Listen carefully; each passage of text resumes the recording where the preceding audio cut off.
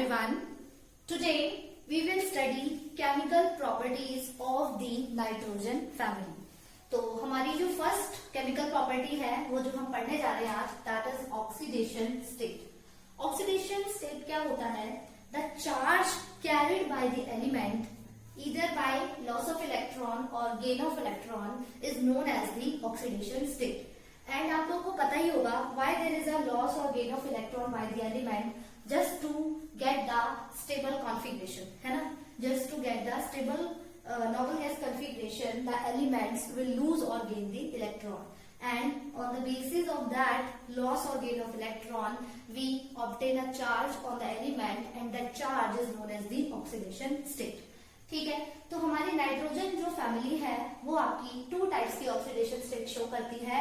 एक होती है नेगेटिव ऑक्सीडेशन स्टेट और दूसरी हमारी क्या है? Positive oxidation state. तो मैंने यहाँ पे नाइट्रोजन फैमिली के सारे एलिमेंट्स लिख दिए हैं। तो ये नेगेटिव ऑक्सीडेशन स्टेट को रिप्रेजेंट कर रहा है और ये दोनों मेरी पॉजिटिव ऑक्सीडेशन को क्या ऑक्सीडेशन स्टेट को रिप्रेजेंट कर रहा है। This is representing here negative oxidation state and this is representing here positive oxidation state. ठीक है, तो टू टाइप्स की इन जनरल आपकी ऑक्सीडेशन स्टेट्स जो है आपकी नाइट्रोजन फैमिली के एलिमेंट्स क्या करते हैं? शो करते हैं। ठीक है, तो अब हम बात करते हैं नेगेटिव और पॉजिटिव ऑक्सीडेशन स्टेट की स्टेबिलिटी की। ठीक है, तो जब हम डाउन द ग्रुप जाते हैं, यानी कि आप इस तरीके से मूव कर रहे हो टॉप टू बॉटम, तो जो स्टेबिलिटी है नेगेटिव ऑक्सीडेशन स्टेट की वो क्या करती है? डिक्रीज करती है। मतलब बिस्मथ के लिए जो ये नेगेटिव ऑक्सीडेशन स्टेट यहाँ पे आपकी जो नाइट्रोजन फैमिली के एलिमेंट शो करेंगे वो क्या करेगी? उसकी स्टेबिलिटी डिक्रीज करती है। ठीक है, सो रीजन ये है कि जब भी हम डाउन द ग्रुप जाते हैं तो हमारा होता क्या है? आपका एटॉमिक साइज बढ़ता है। ठीक है, एटॉमिक साइज बढ़ने के कारण क्या होता है? आपका जो एलिमेंट है वो उसकी जो बॉन्ड स्ट्रेंथ है वो क्या हो जाती है? आपकी कम हो जाती है और इसी वजह से आपकी जो नेगेटिव ऑक्सीडेशन स्टेट शो करने की जो स्टेबिलिटी है वो क्या कर जाती है? आपकी डिक्रीज कर जाती है।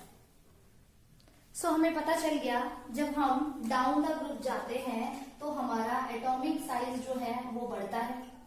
ठीक है, एटॉमिक साइज बढ़ने की वजह से आपको पता है आपकी आयनाइजेशन एंथैल्पी डिक्रीज करती है, आपकी जो इलेक्ट्रोनेगेटिविटी है वो भी क्या करती है? डिक्रीज करती है और आपकी जो स्टेबिलिटी है इस -3 ऑक्सीडेशन स्टेट की डाउन द ग्रुप वो इन 3 रीजंस के कारण क्या करती है? डिक्रीज करती है।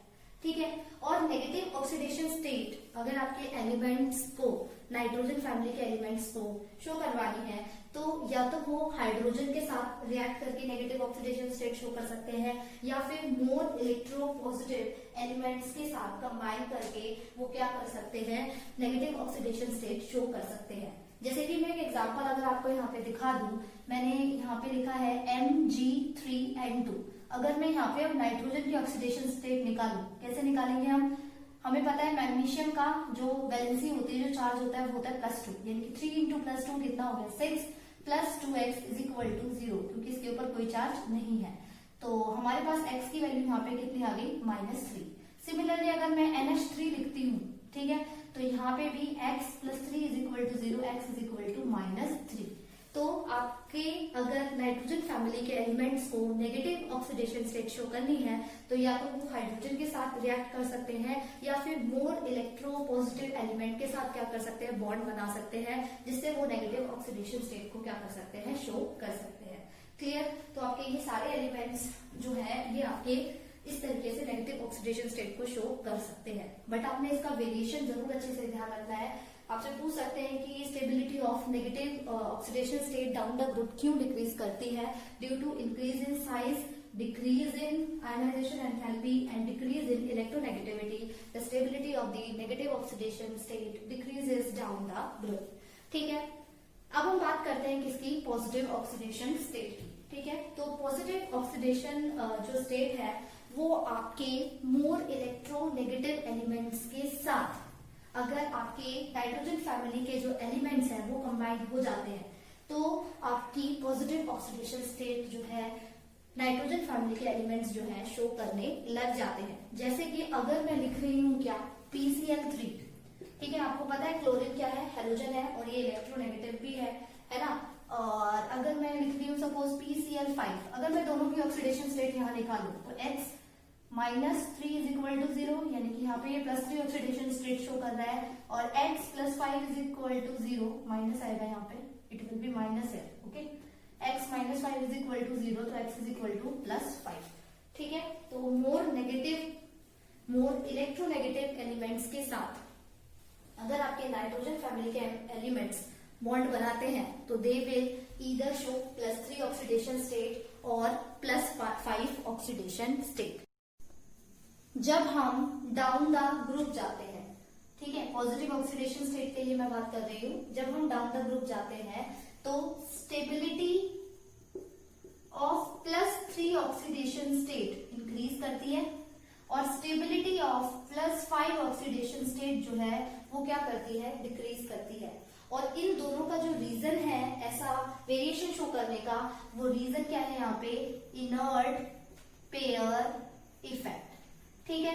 तो इनर्ट पेयर इफेक्ट क्या होता है, the reluctance of the S subshell electrons to participate in the bond formation due to poor shielding effect of the D and F subshell electrons, इसी इफेक्ट को हम क्या बोलते हैं, इनर्ट पेयर इफेक्ट बोलते हैं।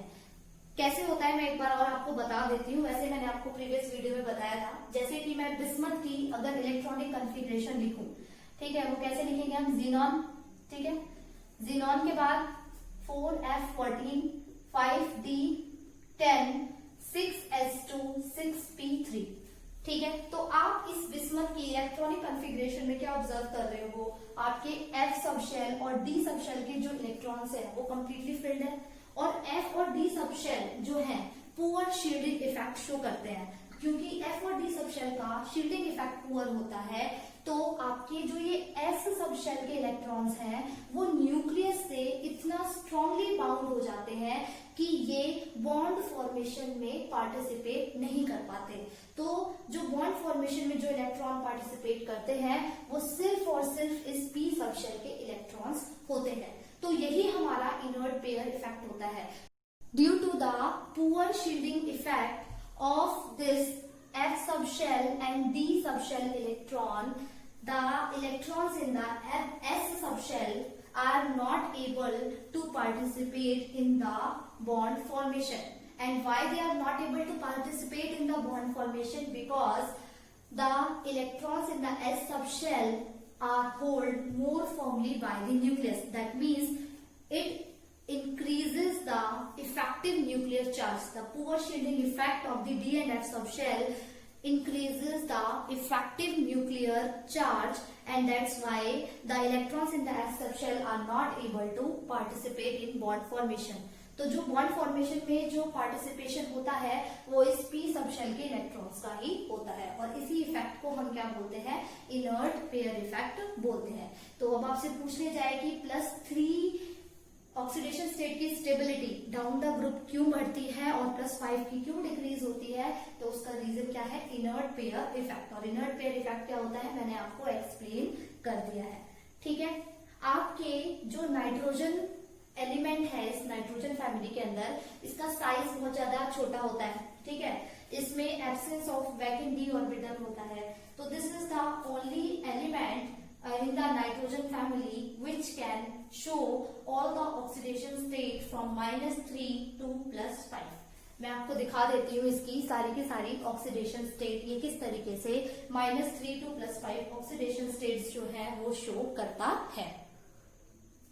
So these are the oxidation state of this nitrogen element from -3 to +5, ठीक है। तो इन कंपाउंड फॉर्मेशंस की वजह से आपके जो नाइट्रोजन है वो -3 to +5 की ऑक्सीडेशन स्टेट जो है शो कर सकता है, ठीक है। और रीजन जो है -3 to +5 ऑक्सीडेशन स्टेट शो करने का वो क्या है, वो एब्सेंस ऑफ d ऑर्बिटल, ठीक है। तो नाइट्रोजन में d ऑर्बिटल नहीं हो सकता। दूसरा रीजन ये p बॉन्डिंग बना सकता है, बाकी जो रेस्ट एलिमेंट हैं इस नाइट्रोजन फैमिली के वो p बॉन्ड नहीं बना सकते। तो इन दो रीजंस की वजह से जो आपका जो नाइट्रोजन है वो -3 to +5 ऑक्सीडेशन स्टेट को शो कर सकता है। ठीक है, हमारी जो नेक्स्ट केमिकल प्रॉपर्टी है नाइट्रोजन फैमिली की वो है कोवैलेंसी। कोवैलेंसी का मतलब होता है कि आपके इस फैमिली के जो एलिमेंट्स हैं वो कितनी बॉन्ड बना सकते हैं मेनली। ठीक है, तो वो हम देखेंगे।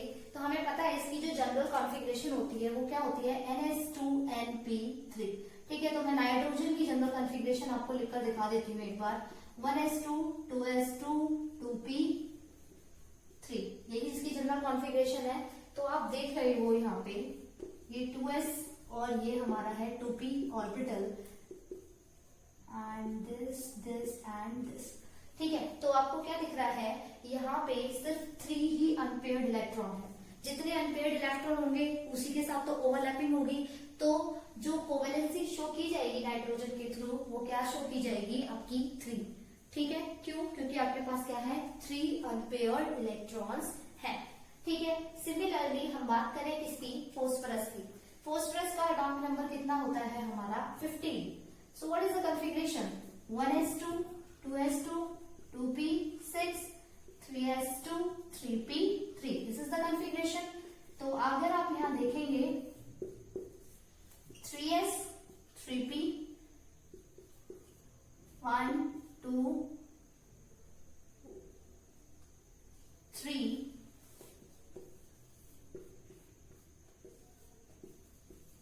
ठीक है, तो मैंने आपको यहाँ पे कॉन्फ़िगरेशन लिखकर दिखा दी है फास्फोरस की। तो इसमें होता क्या है, आपको दिख रहे हैं अनपेयर्ड इलेक्ट्रॉन तो यहाँ पे भी 3 है, फिर इसकी कोवैलेंसी भी 3 होनी चाहिए।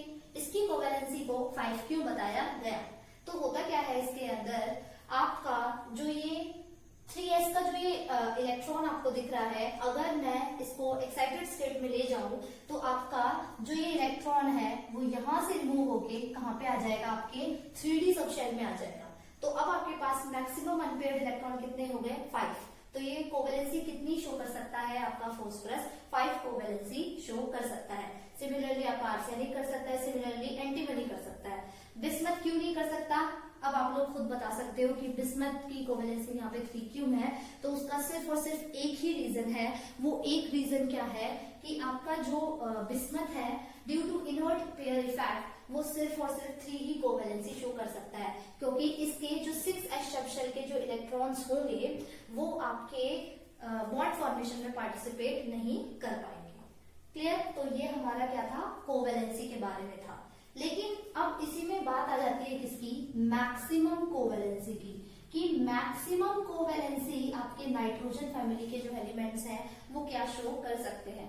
ठीक है, तो जो नाइट्रोजन है वो मैक्सिमम कोवैलेंसी शो कर सकता है 4, और आपके जो फास्फोरस, आर्सेनिक और जो आपका ये एंटीमनी है ये आपकी जो मैक्सिमम कोवैलेंसी शो कर सकता है वो कितनी शो कर सकता है, 6। ठीक है, और आपका जो ये बिस्मथ है ये आपकी अभी भी कितनी मैक्सिमम कोवैलेंसी शो कर पाएगा, 3। रीजन आपको अच्छे से पता है। ठीक है, तो ऐसा होता क्यों है, अभी तो आप देख रहे हो यहाँ पे कि 2s और 2p है। ठीक है, तो ये तो अभी यहाँ पे सिर्फ 3 अनपेयर्ड इलेक्ट्रॉन की वजह से ओवरलैपिंग जो होगी वो इन्हीं 3 अनपेयर्ड इलेक्ट्रॉन के साथ होगी, तो 3 ही बॉन्ड बन पाएंगी। तो फिर ये चौथी बॉन्ड नाइट्रोजन फैमिली की किस तरीके से बनेगी, नाइट्रोजन एलिमेंट की किस तरीके से बनेगी, तो वो मैं दिखा देती हूँ आपको। आपका जो नाइट्रोजन है, अगर मैं बात करूं इसकी NH3 की, अगर मैं इसकी ओवरलैपिंग करा रही हूँ किससे, हाइड्रोजन से, तो NH3 का जो स्ट्रक्चर होता है वो आपका बनता है इस तरीके से। ठीक है, इसकी जो हाइब्रिडाइजेशन होती है वो sp3 होती है। इसकी जो शेप होती है इसको पिरामिडल बोल सकते हो आप। ठीक है, इसकी शेप क्या है, पिरामिडल, क्योंकि नॉन पेयर पे डिपेंड नहीं करती आपकी शेप वेस्पर थ्योरी के अकॉर्डिंग। तो इसमें आपको दिख रहा है यहाँ पे क्या है, लोन पेयर ऑफ इलेक्ट्रॉन। ये क्या दिख रहा है आपको, लोन पेयर ऑफ इलेक्ट्रॉन्स, है ना। तो ये लोन पेयर ऑफ इलेक्ट्रॉन्स ये नाइट्रोजन क्या करता है, किसी दूसरे एलिमेंट को डोनेट कर देता है। ठीक है, तो नाइट्रोजन जो है लोन पेयर को डोनेट करके आपकी एक और बॉन्ड फॉर्म कर सकता है। तो क्योंकि नाइट्रोजन लोन पेयर को डोनेट कर रहा है, कहने का मतलब है इलेक्ट्रॉन पेयर को ये डोनेट कर रहा है, तो इसी वजह से हम इस नाइट्रोजन को लुईस बेस भी कहते हैं। क्या कहते हैं, लुईस बेस। लुईस बेस क्या होते हैं, if the electron pair are donated then it is termed as the Lewis base. और इसी वजह से जो आपका नाइट्रोजन का एलिमेंट है वो मैक्सिमम कोवैलेंसी कितनी शो कर सकता है, 4 शो कर सकता है। क्यों कर सकता है? क्योंकि ये अपने लोन पेयर को डोनेट कर देता है। लेकिन आपका जो फॉस्फोरस है, फॉस्फोरस मैक्सिमम कोवैलेंसी आपकी 6 किस तरीके से शो कर सकता है, ये आपका क्या करेगा, ये डोनेट नहीं करेगा इलेक्ट्रॉन को, ये इलेक्ट्रॉन को डोनेट नहीं करेगा। इंस्टेड ये क्या करेगा, इलेक्ट्रॉन पेयर को क्या करेगा, एक्सेप्ट कर लेगा। ऑल्दो हमें पता है कि इसके पास भी क्या होते हैं, आपके lone pair of electrons present है। 3s2 सब शेल में यहाँ पे 2 इलेक्ट्रॉन्स है, तो लोन पेयर ऑफ इलेक्ट्रॉन्स तो नाइट्रोजन फैमिली के हर एलिमेंट के पास होंगे। लेकिन आपका सिर्फ और सिर्फ नाइट्रोजन ही एक ऐसा एलिमेंट है जो कि इलेक्ट्रॉन पेयर को डोनेट कर सकता है। क्यों? क्योंकि इसके पास डी सबशेल नहीं है। लेकिन बाकी इन सारे एलिमेंट के पास क्या है, डी सबशेल है। ठीक है, तो इसी वजह से आपका जो फॉस्फोरस है वो आपका 6 ऑक्सीडेशन स्टेट को क्या कर सकता है, शो कर सकता है। 5 तो इस तरीके से हो गई, और 6th जो बॉन्ड है वो क्या करेगा, ये किसी और एलिमेंट से यहाँ पे इलेक्ट्रॉन पेयर को क्या कर लेगा, एक्सेप्ट कर लेगा। इलेक्ट्रॉन पेयर अगर एक्सेप्ट होते हैं, अगर इलेक्ट्रॉन पेयर आपके एक्सेप्ट होंगे तो आपके जो ये बाकी के एलिमेंट्स हैं ये आपके किस तरीके से काम करेंगे, they will act as the Lewis acid. ठीक है, तो आपके जो नाइट्रोजन के अलावा जो रिमेनिंग एलिमेंट है वो इलेक्ट्रॉन पेयर को क्या करते हैं, एक्सेप्ट करते हैं, इसलिए वो लुईस एसिड कहलाते हैं। और आपके जो नाइट्रोजन है नाइट्रोजन फैमिली के अंदर, वो इलेक्ट्रॉन पेयर को क्या करता है, डोनेट करता है। और इसी वजह से इसकी मैक्सिमम कोवैलेंसी क्या होती है, 4, और बाकी के जो एलिमेंट्स है इनकी जो मैक्सिमम कोवैलेंसी होती है वो क्या होती है, 6 होती है। वेयरएज बिस्मथ की आपकी 3 ही होती है। रीजन आपको अच्छे से पता ही है, द रीजन इज कि इनर्ट पेयर इफेक्ट। ठीक है, तो अब इसी में ये क्वेश्चन पूछ ले जाता है कि why nitrogen does not form NF5 और NCl5। अब ये क्वेश्चन अगर आपसे पूछ ले कि नाइट्रोजन आपका NF5 या NCl5 फॉर्म क्यों नहीं कर पाता, तो अब आपको अच्छे से पता होगा क्यों, क्योंकि नाइट्रोजन की मैक्सिमम कोवैलेंसी क्या होती है, 4, यानी कि ये 4 बॉन्ड बना सकता है। इसी वजह से आपका नाइट्रोजन NF5 और NCl5 जो है फॉर्म नहीं कर पाता। ठीक है, तो एक तरीके से यू कैन से कि नाइट्रोजन के आपके पेंटाहलाइड्स नहीं बन सकते। पेंटाहलाइड्स क्यों नहीं बन सकते, क्योंकि आपका जो नाइट्रोजन है वो मैक्सिमम कोवैलेंसी 4 ही शो कर सकता है। ठीक है, तो ये सेकेंड केमिकल प्रॉपर्टी थी। नेक्स्ट हमारी केमिकल प्रॉपर्टी है वो क्या है, एटॉमिसिटी। ठीक है, तो एटॉमिसिटी क्या होती है, कितने नंबर ऑफ एटम्स एक मॉलिक्यूल को बना रहे हैं उसी को हम एटॉमिसिटी कहते हैं। That is the total number of atoms that constitute a molecule is known as the atomicity. ठीक है, तो हम देख लेते हैं आपके नाइट्रोजन फैमिली के एलिमेंट्स क्या एटॉमिसिटी शो करते हैं। ठीक है, तो नाइट्रोजन फैमिली में लिख रही हूँ नाना, पाटेकर, ऐश्वर्या, सर, बिंदास। दिस इज द निमोनिक, मैंने आपको पहले भी बताया था ताकि आपको ये ऑर्डर अच्छे से याद रहे। नाइट्रोजन 2 एटॉमिसिटी शो करता है, बाकी सारे 4 एटॉमिसिटी शो करते हैं। ठीक है, तो एक तरीके से नाइट्रोजन आपका डायटोमिक है, बाकी सारे एलिमेंट्स इसके क्या है, आपके टेट्रा एटॉमिक है। बिस्मथ की कोई एटॉमिसिटी नहीं होगी क्योंकि बिस्मथ यहाँ पे क्या है, मेटल है, तो ये मेटालिक बॉन्डिंग यहाँ पे बनाएगा। ठीक है, तो इसी को क्या बोलते हैं हम, एटॉमिसिटी। क्लियर है आपको?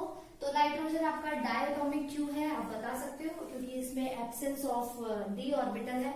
ठीक है, और ये p पाई बॉन्ड बना सकता है, इसी वजह से नाइट्रोजन आपका क्या होता है, डायटोमिक होता है। दूसरा, ये आपका जो N2 मॉलिक्यूल यहाँ पे फॉर्म हुआ है, इसमें जो बॉन्ड फॉर्म होती है, सिंगल बॉन्ड जो फॉर्म होती है वो काफी वीक होती है। ठीक है, तो नाइट्रोजन का जो ये मॉलिक्यूल, इसमें जो N और N के बीच में जो सिंगल बॉन्ड फॉर्म होती है वो कैसे होती है, वीक होती है। बाकी जो यहाँ पे सारे एलिमेंट्स हैं, इनमें जो इनके एलिमेंट्स के साथ जो ये बॉन्ड फॉर्म करेंगे वो कैसी बॉन्ड होती है, स्ट्रॉन्ग होती है। रीजन आपको पता ही है, यहाँ पे p पाई बॉन्डिंग होती है, यहाँ पे एक सिग्मा और 2 पाई बॉन्ड फॉर्म होती है, और यहाँ पे आपकी सिग्मा बॉन्ड फॉर्म होती है। तो जो ये सेल्फ लिंकिंग प्रॉपर्टी है एलिमेंट्स की आपस में कंबाइन होने की to form a long chain, क्या बोलते हैं इस प्रॉपर्टी को, आप लोगों को अच्छे से पता है क्या बोलते हैं, कैटिनेशन। राइट, कैटिनेशन आपकी एक ऐसी सेल्फ लिंकिंग प्रॉपर्टी है किसी भी एलिमेंट की जिससे वो आपस में सिंगल बॉन्ड के साथ कंबाइन होकर क्या बना सकता है, लॉन्ग चेन को बना सकता है। ठीक है, तो इसी वजह से भी आप ये बता सकते हो कि नाइट्रोजन जो है वो जो एटॉमिसिटी शो करता है वो 2 शो करता है, और एट रूम टेम्परेचर जो ये इसका डायटॉमिक मॉलिक्यूल है ये एज अ गैस जो है वो क्या करता है, बिहेव करता है। ठीक है, बाकी इसके सारे जो एलिमेंट्स हैं वो क्या कर सकते हैं, they can form a long chain. ठीक है, तो आपसे पूछ ले कि N4 क्यों एग्जिस्ट नहीं करता है और P4 एग्जिस्ट करता है, तो रीजन आप यही बताओगे कि जो N4 एग्जिस्ट ना करने का रीजन ये है कि जो इसकी जो सिंगल बॉन्ड होती है ना नाइट्रोजन और नाइट्रोजन एलिमेंट के बीच में वो वीक होती है। ठीक है, वेयर एज अदर एलिमेंट्स के अंदर जो सिंगल बॉन्ड होती है वो क्या होती है, आपकी स्ट्रांग होती है, इसलिए नाइट्रोजन N4 नहीं बना सकता, वो N2 ही बनाता है। रिमेनिंग एलिमेंट्स आपके 4 एटॉमिसिटी को शो कर सकते हैं। क्लियर है आपको? हमारी जो नेक्स्ट केमिकल प्रॉपर्टी है वो है डिस्प्रपोर्शनेशन। डिस्प्रपोर्शनेशन का मतलब होता है कि आपका जो एक ही मॉलिक्यूल है वो ऑक्सीडाइज भी होगा और वो रिड्यूस भी होगा। ठीक है, आपका जो नाइट्रोजन एलिमेंट है वो ऑक्सीडेशन स्टेट शो करता है +1 2 +4। ठीक है, तो +1 2 +4 ऑक्सीडेशन स्टेट के बीच में आपका जो नाइट्रोजन है वो डिस्प्रपोर्शनेशन को क्या करता है, शो करता है इन द एसिडिक मीडियम। ठीक है, तो मैं आपको दिखा देती हूँ नाइट्रोजन के लिए। जैसे कि आपने एक नाइट्रस एसिड लिया HNO2। ठीक है, तो नाइट्रस एसिड किसमें कन्वर्ट हो जाएगा, आपका नाइट्रिक एसिड में। ठीक है, नाइट्रिक ऑक्साइड में, प्लस में ये क्या देगा आपका वाटर मॉलिक्यूल। इसको आप बैलेंस कर दो इस तरीके से। ठीक है, आप सबकी ऑक्सीडेशन स्टेट यहाँ पे निकाल लो, आप इस नाइट्रोजन की यहाँ पे निकाल लो, कितनी हो जाएगी, सिर्फ मैं नाइट्रोजन की निकाल रही हूँ। तो मेरे पास जो ऑक्सीडेशन स्टेट आएगी इस नाइट्रोजन की वो आएगी +3। ठीक है, आप देख सकते हो नॉर्मली भी ये कितना हो जाएगा, 2 2 4 -4 +1। ठीक है, तो ये कितना हो गया, +3 इज इक्वल टू 0 है। यहाँ पे अगर आप देखो 3 ऑक्सीजन का जो चार्ज होता है वो -2 -6, तो -6 + 1 कितना हुआ, -5 इक्वल्स टू में जाएगा तो कितना हो जाएगा, +5। सिमिलरली आप यहाँ पे देख लो, यहाँ पे जो ऑक्सीडेशन स्टेट नाइट्रोजन शो करेगा वो कितनी शो करेगा, +2। तो आप देख रहे हो यहाँ पे जो नाइट्रोजन है यहाँ से यहाँ और यहाँ से यहाँ जा रहे हो तो ऑक्सीडेशन नंबर जो है नाइट्रोजन का बढ़ रहा है। ऑक्सीडेशन नंबर बढ़ रहा है तो क्या हो रहा है, ऑक्सीडेशन।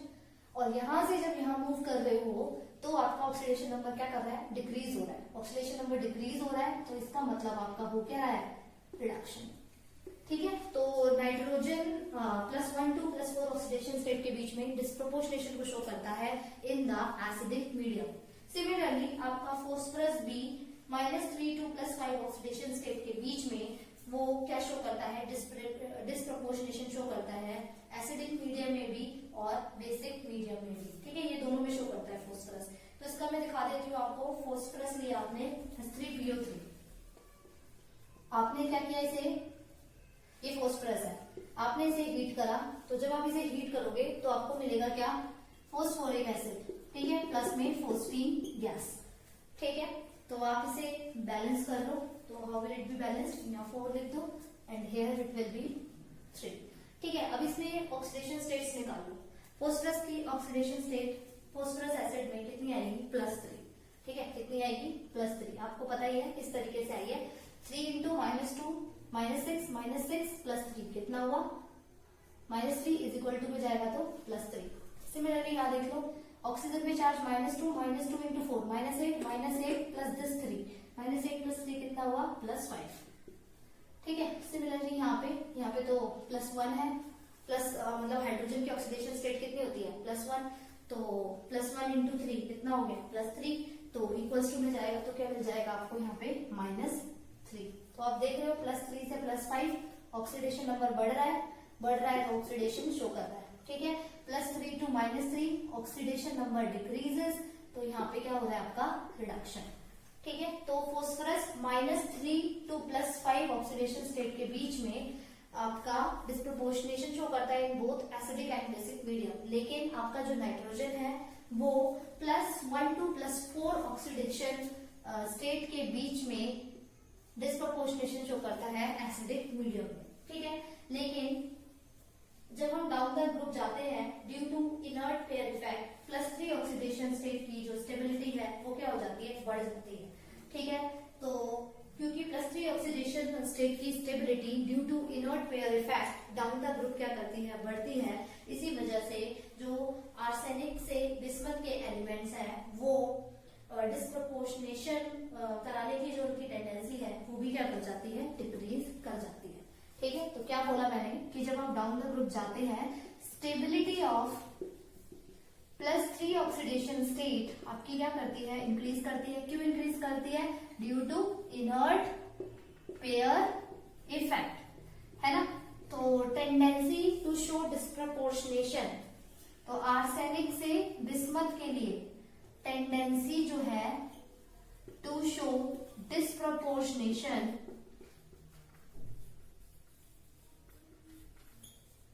तो क्या कर जाती है, डिक्रीज कर जाती है। ठीक है, तो ये आपका क्या था, disproportionation. This is the last chemical property of the nitrogen family. ठीक है, तो आज की क्लास में हमने 4 केमिकल प्रॉपर्टीज पढ़ी। फर्स्ट हमारी थी ऑक्सीडेशन स्टेट, जिसमें हमने पॉजिटिव और नेगेटिव ऑक्सीडेशन स्टेट्स को देखा था। सेकंड हमारी थी कोवेलेंसी, जिसमें हमने मैक्सिमम कोवेलेंसी की भी बात की थी। थर्ड हमारी थी एटॉमिसिटी, जिसमें हमने कैटिनेशन को भी एक्सप्लेन किया था। और फोर्थ जो हमारी इसकी केमिकल प्रॉपर्टी थी वो थी डिस्प्रपोर्शनेशन, जो कि मैंने आपको यहाँ पे शो करके अभी दिखा दी है। ठीक है, so this is all for chemical properties of the nitrogen family. So I hope it is understood to everyone. Thank you, class.